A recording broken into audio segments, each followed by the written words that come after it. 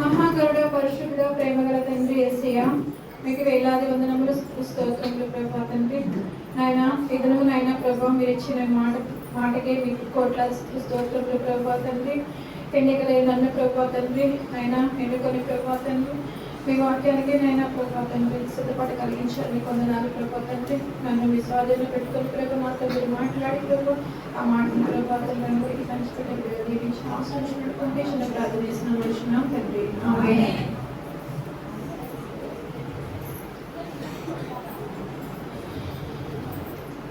యేసు ప్రభు వారు సిలువలో పలికిన మొట్టమొదటి మాట తండ్రి యేసు తండ్రి లూకా సువార్త 23వ అధ్యాయము 34వ వచనము. లూకా సువార్త 23వ అధ్యాయము 34వ వచనము.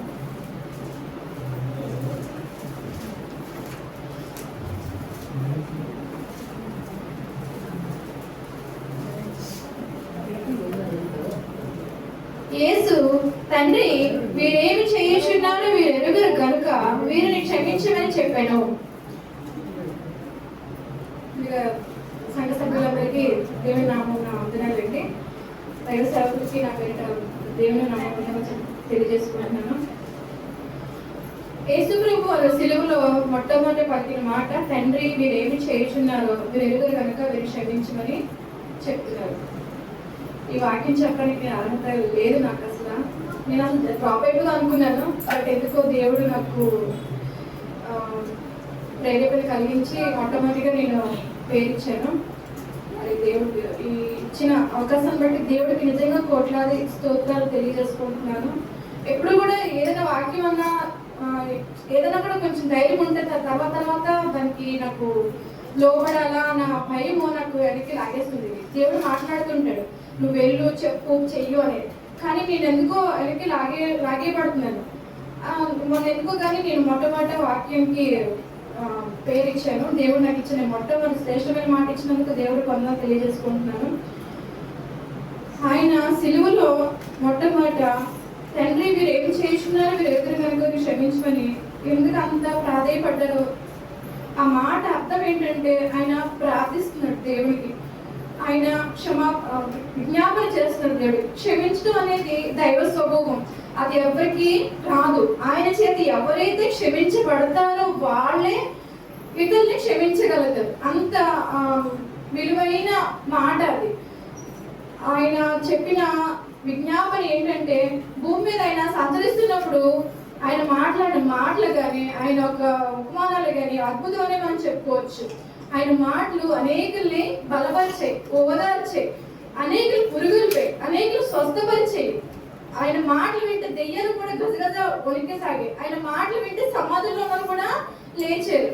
అలాంటి మాటలు ఆయన భూమి సంచరిస్తున్నప్పుడు ఎన్నో గొప్ప అద్భుతం చేశారు దేవుడు.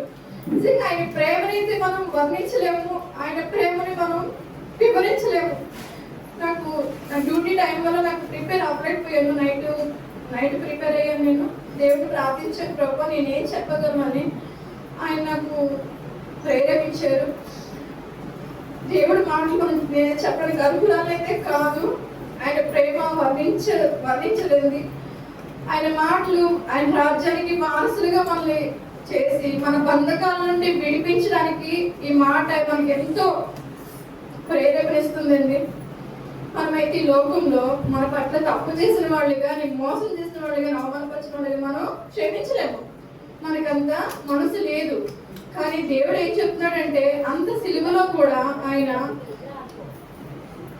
ప్రభా తండ్రి వీరేం చేస్తున్నారో వీరు ఎరుగరు కనుక వీరు క్షమించమని వేడుకుంటున్నాడు. మన పట్ల విజ్ఞాపన చేస్తున్నాడు. మనం కూడా అలానే ఆయన పట్ల ఉన్న ప్రేమని ఈ లోకానికి మనం కనపరుచుకోవాలి. ఎంత శత్రువైనా ఎంత విరోధైనా ఎంత హింసించే వాళ్ళైనా కూడా మనం ఏం చేయాలంటే క్షమించాలి. క్షమించే మనసు ఆయన దగ్గర నుంచి మనం పొందుకోవాలి. ఆయన స్వభావం చూపించకపోతే మనం క్రైస్తవులమే కాదు. కాబట్టి మనం ఏంటంటే ఎప్పుడు కూడా దైవ స్వభావం పొందుకొని ఆయన వల్ల మనం జీవించాలని ఆ సిలువలో ఆయన వేలాడుతూ మొట్టమొదటి పలికిన మాట తండ్రి వీరేమి చేయుచున్నారో వీరేమని క్షమించమని చెప్పారు. ఎంత గొప్ప మాట అంటే చనిపోయే ముందు అందరూ కూడా చాలా కొంతమంది బాధ్యతలు చెప్తుంటారు, నేను చనిపోతున్నాను, నాకున్న పలానా ఆస్తి వ్యవహారాలు ఉన్నాయి, నా పట్ల పగా ప్రతీకారాలు ఉన్నాయి అని చెప్పి ఆ చివరి మాటలు మనకి ఎంత ప్రాముఖ్యమో దేవుడు సిలువలో పలికిన ఆ చివరి 7 మాటలు కూడా ఒక అద్భుతం, ఒక ప్రాముఖ్యం అని మనం చెప్పుకోవచ్చు. మనకి ఒక బాధ్యత అప్పగించాడు దేవుడు. మనం ఎలా ఉండాలి, ఎలాగా మనం మన పట్ల ఇతరులను ఆకర్షించుకోవాలి, ఎలాగ దేవుని వైపు మనం నడిపించుకోవాలి, ఎలాగ మనం రక్షించుకోవాలి, నశించిపోతున్న ఆత్మలు మనం ఎలా రక్షించాలి, ఆ ఆ క్షమాపణ గుణం అనేది మనం ఎలా పొందుకోవాలి అనే దాన్ని ఆయన ఈ సిలువలో ఆ పలికిన మాట ద్వారా మనకి తెలియజేస్తున్నాడు. దేవుడు ప్రేమ ఎంత గొప్పదంటే అండి, ఆ మాట ద్వారా మనకు అర్థమవుతుంది. ఆయన పరిశుద్ధ ఆత్మను పొందుకుంటే ఆ మాట యొక్క అర్థం ఏంటో మనకి చాలా బాగా అర్థమవుతుంది. ఆయన సిలువలోని పలుకుతున్నప్పుడు, భూమి మీద ఉన్నప్పుడైతే ఎన్నో కార్యాలు చేశారు, కానీ సిలువలో ఉన్నప్పుడు ఆయన కార్యాలు వివరించలేనప్పుడు, ఆయన స్వస్థతలు చేయనప్పుడు కూడా ఆయన పెదవులు ఏమవుతున్నాయంటే ప్రార్థిస్తున్నాయి దేవుడికి, తండ్రి వీరు ఏం చేయించున్నారో ఏం తెలియదు కనుక క్షమించమని చెప్పాననేసి. అయితే సిలువ వేసడానికి తెలియదు అనుకుంటారా? తెలుసు. వాళ్ళు ఎందుకు సిలువ వేస్తున్నారో వాళ్ళకి అన్ని తెలిసి వాళ్ళ యొక్క పాపాన్ని, వాళ్ళ తీవ్రతని పెంచుకోవడానికి వాళ్ళు దేవుడి పట్ల శిక్షించారు. అయినా కూడా అంత శ్రమలో కూడా దేవుడు వాళ్ళని క్షమిస్తాడంటే అంత గొప్ప మనసు మనకి ఉండాలని చెప్పేసి దేవుడు మనకి తెలియజేస్తున్నాడు.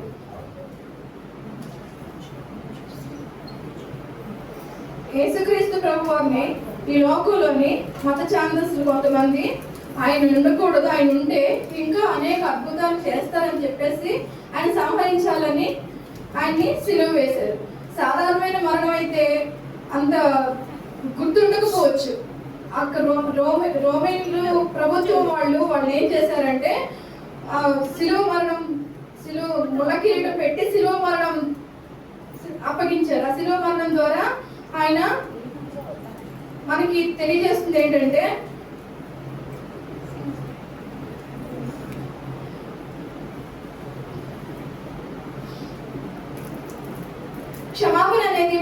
క్షమాపణ అనేది ఎంతో ప్రాముఖ్యమైనది దేవుడు మనకి తెలియజేస్తున్నాడు. కాబట్టి కొన్ని క్షమాపణలు ఉన్నాయి. పట్టబడిన స్త్రీ, వ్యభిచార స్త్రీని దేవుడు ఎంతగానో క్షమించాడు. ఆ వాక్యం అయితే నాకు ఎంతగానో కదిలిస్తుంది. ఎందుకంటే ఈ లోకంలో విడువబడిన వాళ్ళని, వెలివేయబడిన వాళ్ళని కూడా దేవుడు ఎంతగానో ప్రేమించాడు.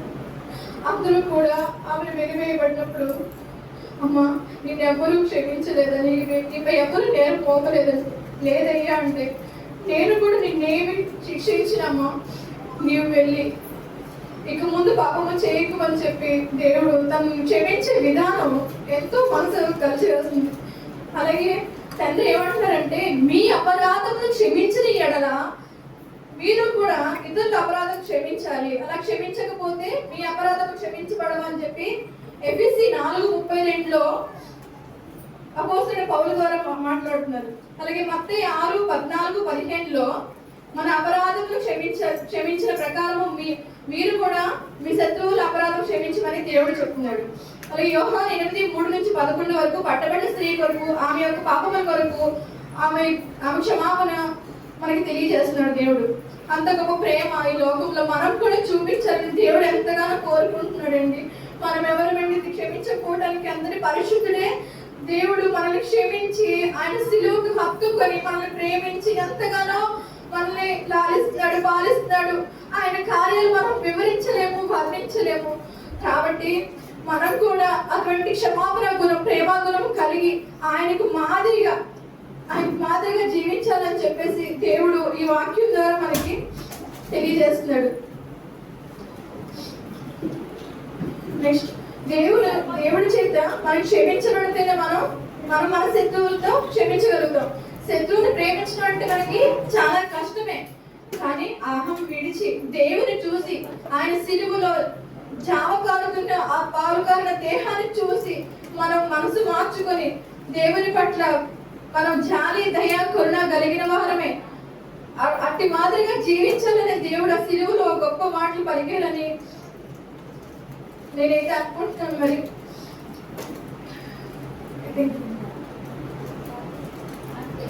కానీ శ్రేష్టమైన మాట, ఎంత గొప్ప మాట దేవుడు మనకిచ్చిన గొప్ప వరమని అనుకోవాలి. కాబట్టి మనందరం కూడా శత్రువుల్ని క్షమించాలి, ప్రేమించాలి, హింసించే వారి కొరకు మనము ప్రార్థన చేయాలి. మనకున్న గొప్ప వరం అంటే దేవుడు తెలియజేస్తున్న గొప్ప విజ్ఞాపన ఏంటంటే దానిలోని దేవుని పరిచర్య చేస్తున్న వాళ్ళ కొరకు మనము ప్రార్థన చేయాలి. అలాగే నశించిపోతున్న ఆత్మల కొరకు ప్రార్థన చేయాలి. ఈ లోకంలోనికి ఆయన వచ్చిన ఒక థీమ్ ఏంటంటే, లక్ష్యం ఏంటంటే నశించిపోతున్న ఆత్మను రక్షించి వెతికి ఆయన రాజ్యానికి వారసులుగా చేయడానికి వచ్చారు.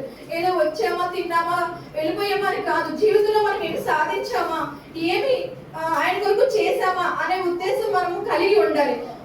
దేవుడి దగ్గరికి వచ్చి పాఠాలు వినేసి వెళ్ళిపోయిన వాళ్ళగా కాకుండా ఆయనకి మాదిరిగా ఆయన ప్రేమను చూపించి, ఆయన క్షమాగుణాన్ని చూపించి ఆయనకి ఇష్టలుగా మనం జీవించాలనే ఈ యొక్క వాక్యం, ఈ మాట మనకి తెలియజేస్తుంది.